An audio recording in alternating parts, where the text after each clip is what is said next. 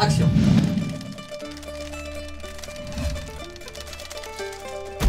Je suis biogéochimiste.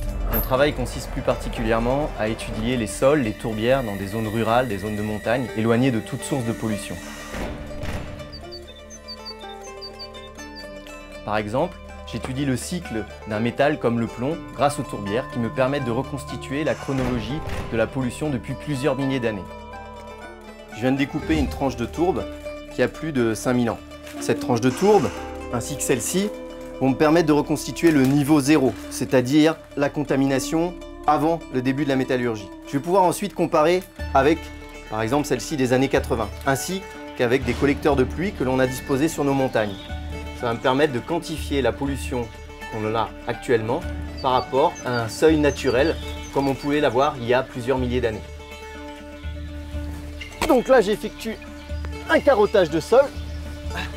Les carottes de sol et de tourbe sont à la base de mon travail, ce qui me permet d'avoir des échantillons analysés pour étudier la pollution, en particulier la pollution aux métaux. Et ici, je viens de sonder un prélèvement de sol de 10 à 12 cm et on voit clairement ici la surface. C'est cette zone-là particulièrement qui concentre les polluants dans les sols. Et c'est bon là. C'est parti là.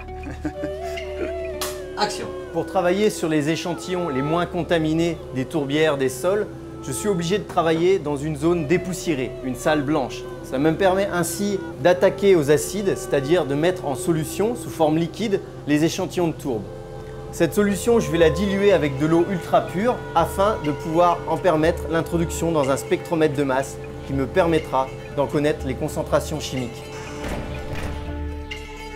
Étudier la pollution passée grâce aux tourbières, grâce au sol, ainsi que la pollution actuelle grâce à des collecteurs atmosphériques me permet de mieux comprendre la dynamique de ces polluants et ainsi aussi de comprendre ce qui va se passer dans le futur face aux changements climatiques ou aussi à des perturbations humaines locales comme une déforestation ou une pollution minière. Gaël Leroux, bio-géochimiste. C'est nickel. Merci beaucoup, monsieur Gaël Leroux.